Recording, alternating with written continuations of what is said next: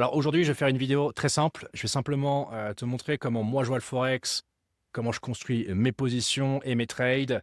Donc alors, je vais pas te donner une stratégie miracle ou t'expliquer comment tu peux prédire le marché. Ça, c'est que en one-to-one, en mentorat que je fais ce genre de choses. Là, je vais simplement te montrer les étapes que je suis de la construction de l'environnement jusqu'à son exécution, d'accord, l'exécution du trade. Et pour commencer, alors il y a 4 piliers essentiels, d'accord? C'est un, définir l'environnement. On définit l'environnement. 2, conditionner cet environnement. 3, affiner l'exécution, d'accord? Et 4, on adapte le risque, enfin j'adapte mon risque à la qualité du setup. Donc l'idée centrale, quand je dis définir mon environnement, c'est que avant même de penser à prendre une position, je veux savoir où je suis. Je pense que ça a du sens. Donc quelle paire je regarde, dans quel contexte on évolue, où sont mes zones, est-ce que le marché est dans une structure exploitable, ça peut être utile. Où est le haut, où est le bas, est-ce que je veux intervenir? D'accord? La question, c'est est-ce que j'ai un trade à prendre? Est-ce que je veux prendre un trade? Et à mon sens, je vais avoir un environnement extrêmement clair, pas d'hésitation. Donc, haut de range, bas de range, voilà, concrètement, tout ce qui se passe entre les deux bornes, ça ne m'intéresse pas.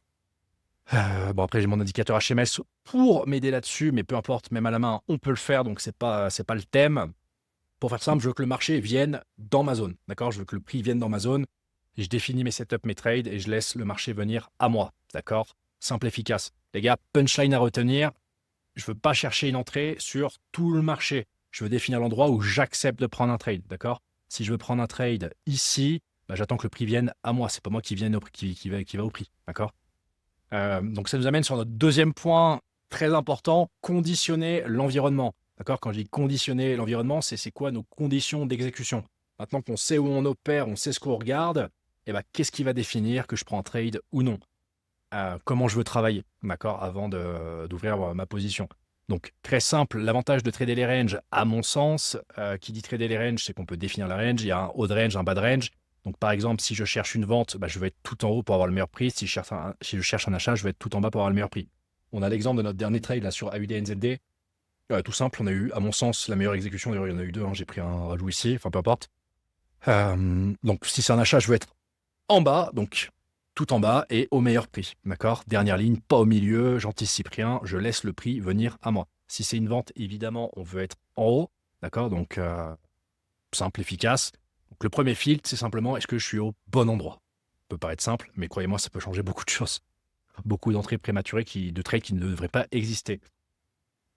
Deuxième condition, moi j'ai cherché des impulsions. D'accord? Je veux de l'agressivité dans le prix.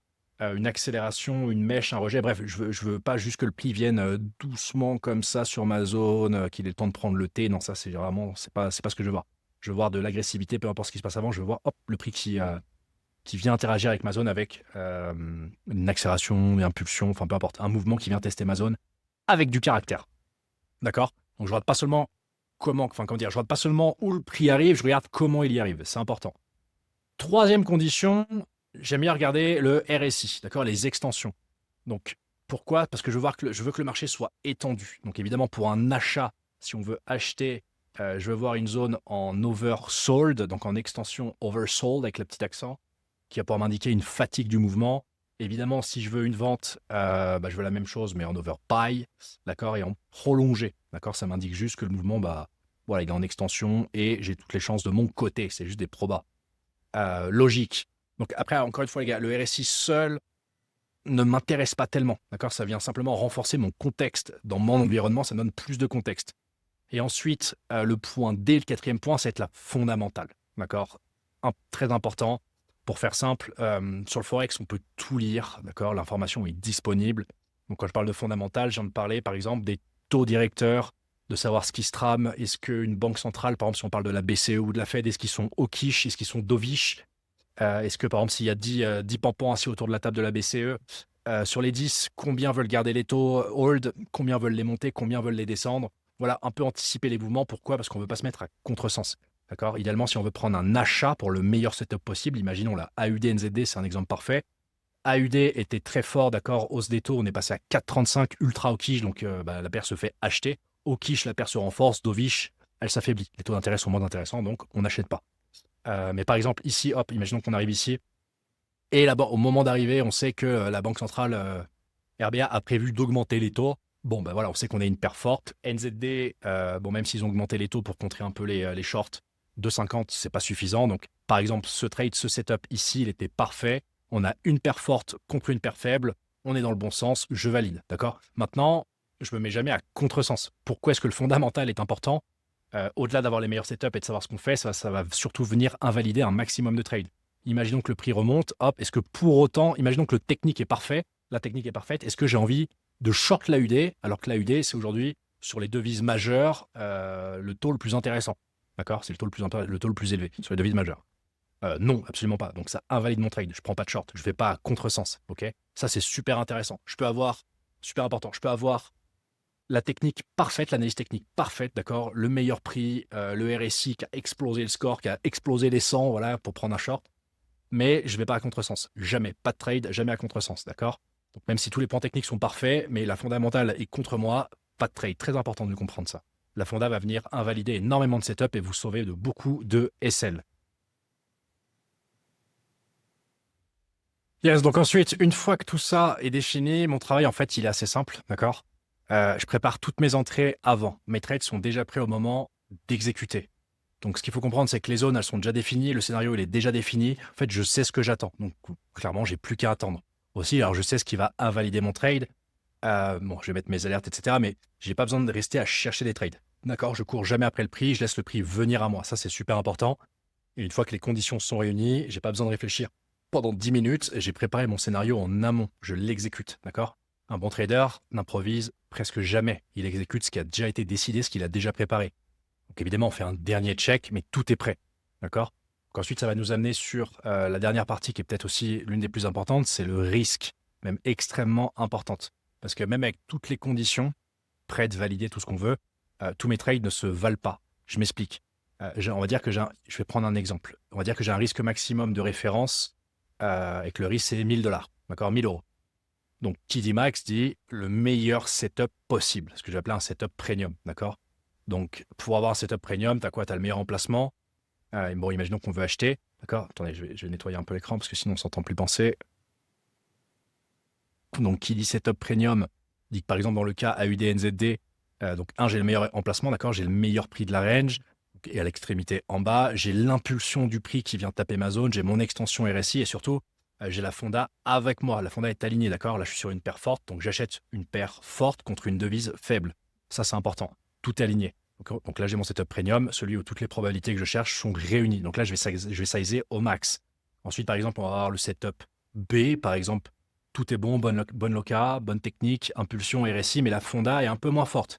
Par exemple, ça va être une paire forte contre une paire neutre, d'accord? Ça va pas être une paire forte contre une faible. Donc on va dire, voilà, c'est un bon setup, mais évidemment, je vais pas aller à 100% de mon risque, d'accord? Je vais réduire mon risque. Mon environnement n'est pas à ton avantage maximum. Cette phrase, elle est super importante, les gars. Mon environnement n'est pas à son avantage maximum. Par exemple, j'ai saisi la moitié de mon risque maximum, 500 $. Le setup est toujours bon, très bon, intéressant, mais il est moins complet. D'accord? Donc, je vais réduire mon exposition. Et ensuite, on va avoir le setup C. Donc, tout simple, hein, la technique excellente, localisation excellente, mais le contexte est moins favorable. Je n'ai pas la fondamentale à 100%. C'est un setup, c'est plus un setup où on va avoir, par exemple, une paire neutre contre du faible. Donc, en fait, je vends la faiblesse. D'accord? Ça, c'est pas ce que je préfère. Donc, par exemple, là, de mon risque, je vais le diviser par 3. J'arrondis, on sera à 300. D'accord? Donc, je ne change pas mon idée, je change simplement la quantité de risque que je suis prêt à accepter pour cette idée, entre guillemets. Et surtout, j'augmente mon risque quand la qualité de mon setup augmente, pas parce que j'ai envie de gagner plus. Ça, c'est vraiment ma façon de voir, j'allais dire le forex, mais le trading dans son ensemble. Je cherche pas à avoir raison sur chaque mouvement, ça c'est important. Enfin, faut jamais chercher à avoir raison sur chaque mouvement. Moi, de mon côté, je cherche à construire un environnement dans lequel je vais pouvoir sélectionner mes trades, attendre mes conditions et adapter mon risque à la qualité de ce que j'ai devant moi. Et voilà, ça c'est vraiment ma façon de voir les choses, rapidement et dans son ensemble. Yes, et d'ailleurs, alors j'en profite, je rajoute, je fais un petit edit pour vous partager le dernier trade qu'on a TP un peu plus tôt aujourd'hui. Donc, cas d'école, hein, là c'est sur le contrat futur, sur l'euro. Donc tout simplement, on a le prix qui vient mécher vers le bas, d'accord? Donc je vais le mettre en 30 minutes, je suis rentré sur le 30 minutes, mais le 1 heure pour me servir de la zone. Donc on avait toutes les conditions, on avait surtout l'euro qui est très fort. Enfin, l'euro qui est sur une phase forte, donc j'ai juste attendu le retracement, on a pris l'entrée quasiment parfaite, hein, c'est pas joué à grand chose. Et puis on a laissé tourner le trade qui est parti. Bon, j'ai laissé tourner sur les 3 zones, j'avais 2 contrats de futures et après j'ai mis un trailing sur le haut. Mais ça fait un trade de 700 points, c'est un très beau trade d'ailleurs. Et niveau performance, pour vous donner une idée sur le compte de ma petite amie que je gère, Luna, l'air de rien, un contrat, ça fait un trade à 850 $ quoi. Donc comme quoi ça va vite. Tout ce que ça demande, c'est de la patience. Donc là, c'est que le compte sur le Forex, d'accord? Donc parfois, on n'a pas de trade, d'accord? Si on regarde sur le mois de juillet, je vous fais cet exemple, hein. Sur le mois de juillet, en fait, pendant 2 semaines, je voyais aucune position, je voyais des changements de range, donc j'ai pas forcé la chose, je suis resté en retrait, j'ai attendu. Assez simple, c'est important d'être patient. Par contre, sur la fin du mois, on cartonne, on attrape le NZD, on attrape le yen et on attrape l'AUD, position qu'on a majoritairement TP sur le mois d'août pour l'AUD. Donc voilà, c'était pour le petit partage. Vu que le trade venait de se terminer, je trouvais ça intéressant de vous partager la vidéo. Enfin, de rajouter cette petite partie à la vidéo. Bon, allez, soyez bons, on reprend la vidéo principale. Et du coup, si cette manière d'aborder le trading te parle, je te mets à disposition toutes les infos dans la description. Faut savoir que je fais aussi des mentorats où je travaille directement avec les traders en one-to-one, avec quelque chose, si tu veux, de vraiment personnalisé autour de ton trading, on va dire. J'ai également le bootcamp, enfin des bootcamps. Le premier qui a commencé il y a quelques jours. Et justement, c'est intéressant. Bon, ça dure 3 semaines. Enfin bref, voilà, si tu veux voir concrètement ce que ça donne en live avec les trades, les sessions, les débriefs et tout ce qu'on fait avec les membres, tu pourras retrouver toutes les infos sur le Telegram et dans la description. Donc voilà, tu auras tout en bas. Et puis voilà, simple, efficace, les gars. C'est tout pour aujourd'hui. Soyez bons. Ciao.